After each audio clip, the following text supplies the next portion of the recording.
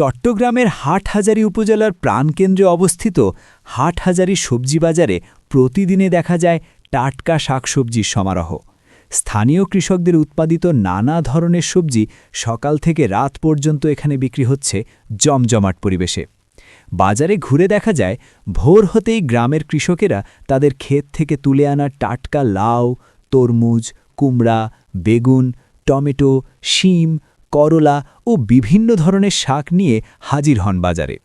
এতে করে ক্রেতারা সহজেই পাচ্ছেন একেবারে তাজা ও নিরাপদ সবজি।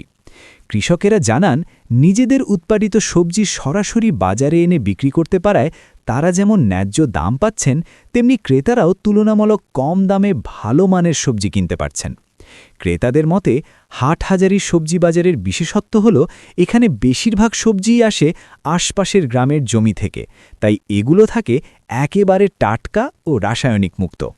স্থানীয়দের আশা, এভাবে যদি কৃষকদের উৎপাদিত সবজি সরাসরি বাজারে বিক্রির সুযোগ বাড়ে, তবে কৃষিখাত আরও শক্তিশালী হবে এবং ক্রেতারাও পাবেন নিরাপদ খাদ্য। হাটহাজারী সবজি বাজার থেকে আমি তারেক আজকের মতো এখানে বিদায় নিচ্ছি। ভিডিওটি ভালো লাগলে লাইক, শেয়ার ও কমেন্ট করে অন্যদের দেখার সুযোগ করে দিন। সকলকে ধন্যবাদ।